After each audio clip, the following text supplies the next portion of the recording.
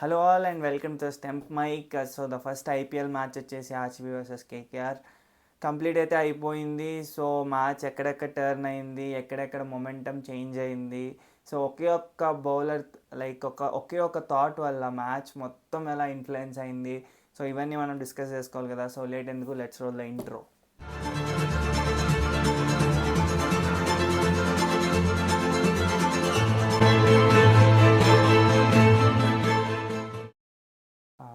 So ఇదే first time మన ఛానల్లో పోస్ట్ మ్యాచ్ రివ్యూ చేయడం ఇదే ఫస్ట్ టైం కాబట్టి సో ఎలా చేస్తాను, ఏ పాయింట్స్ టచ్ చేస్తాను ఏంటి అనేసి మీకు ఒకసారి అయితే నేను ఇప్పుడు చెప్తా. సో టాస్ దగ్గర నుంచి స్టార్ట్ చేస్తాం. మ్యాచ్ ఎండ్ వరకు ఎలానో మనం ఎండ్ అయిపోయే వరకు ఏం జరిగింది అనేసి మనం మాట్లాడుకుంటాం. సో మెయిన్లీ మనం స్ట్రెస్ చేసే పాయింట్స్ ఎక్కడంటే కీ పాయింట్స్ అండ్ ఎక్కడెక్కడ మ్యాచ్ టర్న్ అయ్యింది.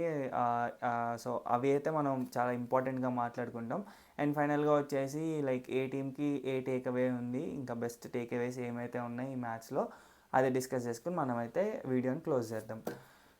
సో మనం స్టార్ట్ చేస్తే ఫస్ట్ టాస్ దగ్గర నుంచి స్టార్ట్ చేద్దాం. Toss won by Rajat Patidar, RCB.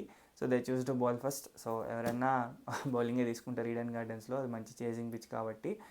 So నేను సర్ప్రైజ్ అయింది ఏంటంటే ప్లేయింగ్ 11లో భువనేశ్వర్ కుమార్ లేడు ఆర్సీబీకి.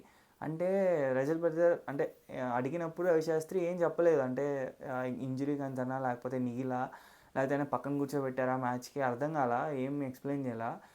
నేను ఇంపాక్ట్ ప్లేయర్స్ వల్ల స్ట్రగుల్ అవుతున్నా అని మాత్రం చెప్పాడు కానీ ఏం చెప్పాలా. నాకు అర్థం కాల, భువనేశ్వర్ కుమార్ని 10 కోట్లు ప్లస్ పెట్టుకొని ఫస్ట్ మ్యాచ్ ఓపెనింగ్ మ్యాచ్ ఎంత ఎక్స్పీరియన్స్ కానీ వాడుకోకుండా పక్కన ఏంద్రా కూర్చోబెట్టారు అనుకున్నా. నాకు అర్థం కాల. Okay fine. ఇటు వచ్చేసి మన నిన్న ప్రివ్యూ వీడియోలో మనం ప్లేయింగ్ 11లో గుర్బాజ్ ఇచ్చాం. గుర్బాజ్ని నేను ఎందుకు ప్రిఫర్ చేశానో చెప్తా. గుర్బాజ్ ఏషియన్ కండిషన్స్లో ఆడాడు బాగా, ఎందుకంటే ఆఫ్ఘనిస్తాన్ వాళ్ళ హోమ్ కూడా ఏషియన్ కండిషనే, మనది ఇండియాలో ఏషియన్ కండిషనే. అండ్ ఆల్సో లాస్ట్ ఇయర్ కేకేఆర్లో కూడా తన సీజన్ అంతా ఉన్నాడు. అలా చూసుకున్నా తనే కదా స్టార్ట్ చేయాలి. And right and left combination మంచిగా ఏషియన్ కండిషన్స్లో బాగా పర్ఫామ్ చేస్తాడు. సో ఇన్ని పాయింట్స్ ఉండగా డీకాక్కి ఎలా ప్రిఫర్ చేశారో నాకేది అర్థం కాల. Okay fine. సో ఇది ప్లేయింగ్ 11s అయితే ఇలా ఉన్నాయి. మిగతా ప్లేయింగ్ 11s అన్నీ నార్మల్గానే మనం డిస్కస్ చేసుకున్నట్టే ఉన్నాయి ప్రివ్యూ వీడియోలో. సో మ్యాచ్ స్టార్ట్ అయింది. మ్యాచ్ స్టార్ట్ అయితే ఈడెన్ గార్డెన్స్లో ఫస్ట్ 2-3 అవర్స్ అనేది పేసర్స్కి అయితే హెల్ప్ ఉంటుంది. ఫస్ట్ ఇన్నింగ్స్లో బాల్ లైట్గా మూవ్ అయింది, లైట్గా ఎక్స్ట్రా బౌన్స్ అయింది. నరేన్ ఏమో కొడదాం అనుకున్నాడు, కీపరు బౌలర్ ఆడుకున్నారు మొత్తం అంతా. సో ఫస్ట్ 3 అవర్స్ అయితే అలా జరిగింది. డికాక్ వచ్చేసి ఒక catch, Shreyan Sharma Dolly catch అది డ్రాప్ చేశాడు. సో వెంటనే ఒక బాల్ తర్వాత మళ్ళీ కీపర్ క్యాచ్ ఇచ్చేసి డికాక్ అయితే వెళ్ళిపోయాడు. పెద్ద ఇంపాక్ట్ ఏం చూపించలేదు. So next Rahane and Narine అయితే స్టార్ట్ చేసుకున్నారు. 3 అవర్స్ అయిపోయిన తర్వాత ఎస్డిఆర్ మంచి ఓవర్ వేసిన తర్వాత నాకు అర్థం కాదు ఆ బౌలింగ్ చేంజ్ ఎందుకు చేశాడు. రసిక్ సలాం వచ్చాడు, రసిక్ సలాంని కొట్టారు. ఆ మొమెంటం కొంచెం కేకేఆర్ సైడ్ షిఫ్ట్ అయింది. తర్వాత కృణాల్ పాండ్యా వచ్చారు. కృణాల్ పాండ్యాని 15 రన్లు ప్లస్ కొట్టినట్టున్నారు. దాని తర్వాత మళ్ళీ ఎండ్ ఆఫ్ ద పవర్ ప్లేలో మొమెంటం వాళ్ళ సైడ్ షిఫ్ట్ అయిపోతున్నప్పుడు మళ్ళీ ఎస్డిఆర్ తెచ్చారు. లాస్ట్ ఓవర్ కూడా కొట్టారు. సో పవర్ ప్లే ఫస్ట్ 3 ఓవర్లు చూసుకుంటే ఒక 9 రన్స్కి అట్లనే ఉంటే పవర్ ప్లే అయ్యేసరికి 60కి వెళ్ళిపోయింది. అసలు ఎవ్వరు ఎక్స్పెక్టే చేయరు అంత change over. Okay power play అయిపోయింది. దాని తర్వాత ఇంకా వాళ్ళిద్దరు అటాక్ చేస్తూనే ఉన్నారు. పవర్ ప్లే అయిపోయిన తర్వాత కూడా నరేన్ లెఫ్ట్ ఆర్మ్ స్పిన్నర్ వచ్చినప్పుడు నరేన్ కొట్టాడు, శ్రేయాన్ శర్మని మన ఈ మన రహానే కొట్టాడు. సో 10 ఓవర్స్ వరకు చూసుకుంటే 9.5 వరకు అయితే మంచిగా స్కోరింగ్ రేట్ ఉంది. 107 అలా ఉంది. ఒక వికెట్ పడింది. ఓకే ఫైన్ అనుకున్నా. సో కరెక్ట్గా స్ట్రాటజిక్ టైం బ్రేక్ అలా వచ్చేటప్పుడు 10th ఓవర్లో 9.5 తర్వాత బాల్ వచ్చేసి రసిక్దార్ ఒక పేస్ డెలివరీ చేశాడు. అది ఎక్స్ట్రా బౌన్స్ అయింది. నరేన్ కాట్అవుట్. తర్వాత వెంకయ్యర్ వచ్చాడు.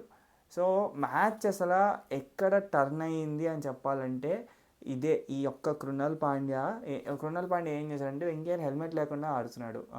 మన బ్యాటింగ్కి హెల్మెట్ లేకుండా ఆడుతున్నాడు. సో మిడిల్ ఓవర్ స్పిన్నర్సే కాబట్టి కృణాల్ పాండ్యా వచ్చి ఒక బౌన్సర్ వేశాడు. అంటే నాకు తెలిసినంత వరకు నేను కీపర్కి చెప్పేసాడని అనుకుంటున్నాను. ఎందుకంటే జితేష్ శర్మ కూడా ఏదో ఆయన చెప్పినట్టు కరెక్ట్గా బాల్ అక్కడ చేయబెట్టి ఆపాడు. నేను అనుకుంటున్నా చెప్పేసాడని. ఓకే ఫైన్, అది ఎలానే అని బాల్ అయితే ఆపాడు. సో బౌన్సర్ వేసిన తర్వాత ఇమీడియట్గా వెంకయ్యర్ హెల్మెట్ తెప్పించాడు. హెల్మెట్ తెప్పించుకుని వేసుకున్నాడు. ఆ బౌన్సర్ తన మైండ్లో ఎంతలా ప్లే చేసిందంటే బ్యాక్ ఫుట్కి వెళ్ళిపోయాడు. నెక్స్ట్ బాలే బ్యాక్ ఫుట్లో వెళ్ళిపోయి క్రీజ్లో కాట్ అయిపోయాడు. అలా ఉండిపోయాడు క్రీజ్లో, ఎటు కదలలేని పరిస్థితి. అంటే మళ్ళీ నెక్స్ట్ కూడా బౌన్సర్ వేస్తాడేమో అలా నెంబర్ ఆఫ్ థాట్స్ అనేవి వెంకయ్య మైండ్లో తిరిగినట్టు అనిపించింది అనమాట. ఏం చేశాడంటే కాట్ అయిపోయాడు. మన కృణాల్ పాండ్యా వికెట్ వేసాడు బాల్. వికెట్ వేసి ఆ క్రీజ్లో కాట్ అయిపోయిన తర్వాత ఏంటో ఏం చేయాలి ఏం చేయలేక వెంకయ్యర్ అయితే అయిపోయాడు. వెంకయ్యర్ అయిపోయిన తర్వాత ఆ వికెట్ ఎంత ఇదైందంటే నెక్స్ట్ కృణాల్ పాండ్యా దాంట్లోనే ఆ నెక్స్ట్ ఓవరు కృణాల్ పాండ్యాని అటాక్ చేయడానికి వెళ్ళి ఎప్పుడన్నా లెఫ్ట్ ఆర్మ్ స్పిన్నర్ని లెఫ్ట్ హ్యాండ్ అటాక్ చేయడం ఈజీ, కానీ కొంచెం రిస్క్ ఎక్కువ ఉంటుంది రైట్ హ్యాండర్ బ్యాటర్ అటాక్ చేయాలంటే. మంచి షాటే, స్లాగ్ స్వీప్లా కొట్టాడు ఇటు సైడ్కి బ్యాక్కి. అక్కడ మంచి ఫీల్డర్ చేతిలోకి వెళ్ళి నీట్గా అది వెళ్ళి పడింది రసిక్దార్ చేతిలో. అక్కడితో రహానే వికెట్ పడింది. వీళ్ళు ఏంటంటే అక్కడి నుంచి చూసుకుంటే ఏదైతే వెంకయ్య వికెట్ లూజ్ అయిందో గ్రాడ్యువల్గా టైమ్లీ వికెట్స్ కోల్పోతూనే ఉన్నారు. వికెట్లు కోల్పోతే స్కోరింగ్ రేట్ పెంచడం చాలా అంటే చాలా ఇంపాసిబుల్ బ్రో. చాలా అంటే చాలా కరేజ్ కావాలి బ్యాట్స్మెన్కి. అంటే వికెట్స్ పడుతున్నా కొట్టాలంటే చాలా ధైర్యం కావాలి. ఎందుకంటే ఇంకో వికెట్ పోతే టీం స్కోర్కి 50-60 రన్స్ డిఫరెన్స్ రాగలదు లాస్ట్లో.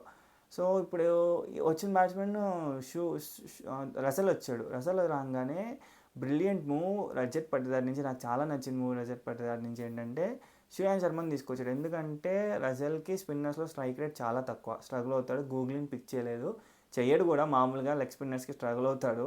అది లెగ్ స్పిన్నర్ గూగ్లియా తను పిక్ చేయడం తనకు కొంచెం కష్టం. సో ఆ శ్రేయాన్ శర్మని తెచ్చాడు. ముందు బాల్ 4 కట్టుకొట్టాడు. దాని తర్వాత నెక్స్ట్ బాల్ వచ్చేసి గూగ్లీ వేసాడు.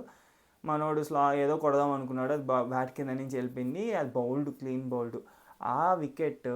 ఎందుకంటే నెక్స్ట్ ఇంకా అంకిష్ రఘువంశీను రమన్దీప్ ఉన్నారు.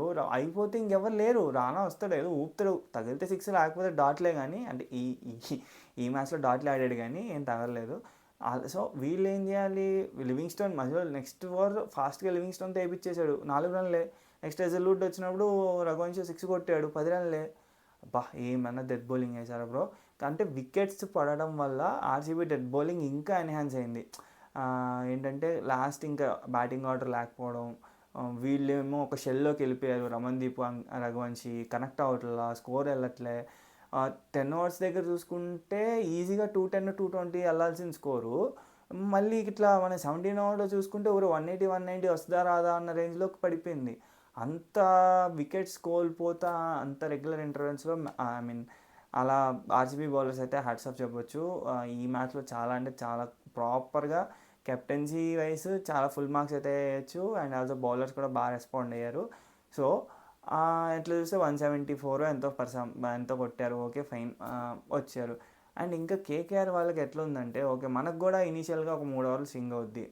ఈ సాల్టో విరాట్ కోహ్లీ వికెట్ దొరికితే ఓకే, తర్వాత మిడిల్ ఆర్డర్ మీద నరైన్ అండ్ వరుణ్ చక్రవర్తి తెచ్చి వాళ్ళతో వికెట్లు తీపిచ్చి ప్రెషర్ పెట్టచ్చు.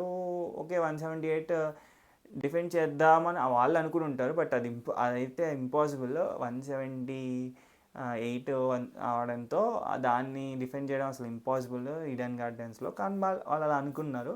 మన సాల్ట్ విరాట్ కోహ్లీ ఓపెనింగ్కి వచ్చారు. సాల్ట్ అయితే అసాల్ట్ బ్రో. ఏంటి వైభవ్ అరోరాని 3rd ఓవర్లో కొట్టాడు, మామూలు కొట్ల. అక్కడి నుంచి మొదలు పెడితే వరుణ్ చక్రవర్తి 4th ఓవర్కి పవర్ ప్లేలో వచ్చాడు. వరుణ్ చక్రవర్తి మీద ఎంత ఎక్స్ట్రా ప్రెషర్ పడిందంటే ఖచ్చితంగా నువ్వు వికెట్ తీస్తే తప్ప మన మ్యాచ్ బతకదు అన్న రేంజ్లో తీసుకొచ్చాడు రహానే. ఇప్పుడు ఈడేంటి ఖచ్చితంగా నేను వికెట్ తీయాలంటే బ్యాక్ ఆఫ్ ద లెంత్ వేస్తే వికెట్ పడదు, బాల్ని తోసుకుంటారు లేకపోతే కొట్టేస్తారు, వెళ్ళిపోద్ది. Back of the length wicket పడాలంటే లక్ ఉండాలి. సో ఫుల్ పిచ్ చేస్తే తప్ప నాకు వికెట్ పడదు. బాల్ తిరగాలంటే 4 to 6 మీటర్ లెంత్లో వేస్తే బాల్ తిరుగుద్ది, బ్యాట్ కింద వేస్తే బాల్ తిరగదు. బ్యాట్ కింద వేసాడు, కొట్టారు, అయిపోయింది. పవర్ ప్లేలో 80+ స్కోర్ ఎంతో కొట్టారు. అక్కడే మ్యాచ్ సగం క్లోజ్ అయిపోయింది. ఇంకా మిగతాదంతా ఫార్మాలిటీని ఎంత ఫాస్ట్గా కొడతారో చూసుకోవాలి. ఇంకా 180 ఈడెన్ గార్డెన్స్లో 180 చేజ్ చేస్తూ పవర్ ప్లేలో 80+ కొట్టి వితౌట్ నో లాస్ ఉంటే ఏం ఎవరు వచ్చినా ఏం చేసినా నీట్గా అంటే బ్యాటింగ్ టీం ఇంకా అప్పుడు సెకండ్ బ్యాటింగ్ టీం వాళ్ళు పెద్ద మిస్టేక్స్ చేస్తే తప్ప రిజల్ట్ చేంజ్ అయ్యే అసలు ఇదే ఉండదు. సో అదే జరిగింది. అండ్ హియర్ రజత్ పటిదార్ లాస్ట్లో వచ్చి చిన్న క్యామియో. ఎందుకంటే first game of the tournament కాబట్టి మంచి రన్ రేట్ వస్తే అది ఎక్కడ ఎంత ఎన్హాన్స్ చేస్తుంది, ఎంత యూజ్ అవుతుందో మనం చెప్పలేము. సో ఎంత ఫాస్ట్గా క్లోజ్ చేస్తే అంత బెటర్ అనేసి సో లాస్ట్లో వచ్చి 15 బాల్ 34 కొట్టేసి నీట్గా మ్యాచ్ని అయితే చక్కగా చేతిలో పెట్టేసి లివింగ్స్టోన్ కూడా చెప్పి పంపించారు, నాన్న నీకు ఒక 5 బాల్లో క్లోజ్ చేసేసి వచ్చేసి మనకి రన్ రేట్ వస్తుంది ఫాస్ట్గా అనేసి. సో ఆయన చెప్పినట్టు ఇక్కడ విరాట్ కోహ్లీ ఇన్నింగ్స్ అండ్ విరాట్ కోహ్లీ ఇంతే బ్రో, ఇక ఆయన చేజ్ మాస్టర్, ఇక ఆయన గురించి ఏం చెప్తాం, ఆయన చేజ్ మాస్టర్ ఆయన. దిగిన కాడి నుంచి అసలు ఆ ఇన్నింగ్స్ని పేస్ చేస్తూ పవర్ ప్లేలో 2 స్ట్రైట్ డౌన్ ద 6 కొట్టాడు. అబ్బబ్బబ్బబ్బ కన్సిక్యూటివ్ బాల్స్ స్పెన్సర్ జాన్సన్ని ఆఫ్ ఆఫ్ ఆఫ్ స్టంప్కి స్టఫ్లో అవడం, స్ట్రైట్ డౌన్ ఎట్లా ఎత్తడం, హాఫ్ స్టంప్కి స్టఫ్ అవ్వడం, స్ట్రైట్ డౌన్ ఎట్లా ఎత్తడం. 3వ బాల్ కూడా ట్రై చేసేది, అది కనెక్ట్ కాలేదు. కానీ ఫస్ట్ 2 6లు అయితే నాకు చాలా అంటే చాలా ఫేవరెట్ షాట్స్ ఈ మ్యాచ్లో. నా ఆ 2 ఫేవరెట్ షాట్స్ అని చెప్పచ్చు. సో మనం ఈ మ్యాచ్లో టేక్అవేస్ అయితే ఏంటో చూద్దాం. సో కేకేఆర్ టేక్అవే వచ్చేసి రెహాన్ ఇన్నింగ్స్ అనేది వాళ్ళకి టేక్అవే. ఎందుకంటే పవర్ ప్లేలో ఫస్ట్ 3 అవర్స్ అంతా బ్యాట్ స్టార్ట్ వచ్చిన తర్వాత సో రెహానే ఆడిన ఇన్నింగ్సే వాళ్ళకి ఆ మొమెంటం అంతా ఇచ్చి 10 అవర్స్కి ఆ స్కోర్ అయితే పెట్టడానికి రెహానే ఇన్నింగ్స్ అది మంచి టేక్అవే. సో ఇంకా కేకేఆర్లో టేక్అవేస్ పెద్దగా ఏం లేవు, వరుణ్కి అండ్ నరేన్కి off day. So RCB takeaways వచ్చేసి నేనైతే 4 ప్లేయర్స్కి అయితే ఇస్తాను. సో ఫస్ట్ బౌలింగ్ చేశారు కాబట్టి సో బౌలింగ్ నుంచి స్టార్ట్ చేద్దాం. సో బౌలింగ్లో వచ్చేసి కృణాల్ పాండ్యా అండ్ ఎస్ దయాల్కి అయితే ఇస్తాను. ఎస్ దయాల్కి ఎందుకు ఇస్తానంటే T20 గేమ్ అనేది అసలు మొత్తం మొమెంటం బేస్డే అది. సో 19-20 ఓవర్లో 19th ఓవర్లో 19th ఓవర్ ఎస్ దయాల్ తనంత టైట్ వేసి రఘువంశీ వికెట్ తీయకపోయింటే ఇమాజిన్ వాళ్ళు అంటే ఎస్ దయాల్ దాంట్లో కొట్టేసి రఘువంశీ అండ్ రమన్దీప్ ఇద్దరు లాస్ట్ ఓవర్లో స్ట్రైక్లో ఉంటే హెజల్వుడ్ దాంట్లో కొట్టి వాళ్ళకి 200 స్కోర్ పెట్టే ఎబిలిటీ వాళ్ళిద్దరికి ఉంది. ఆ టైంలో 3 సింగిల్స్ ఇచ్చి వికెట్ తీశాడు. అక్కడ నెక్స్ట్ ఓవర్ హర్షిత్ రాణా వచ్చి డాట్లు పడడానికి అన్నిటికీ reason S Dayal. So S Dayal వచ్చేసి చాలా మంచి టేక్అవే అండ్ మొమెంటం అనేది ఆర్సీబీ సైడ్ పెట్టాడు.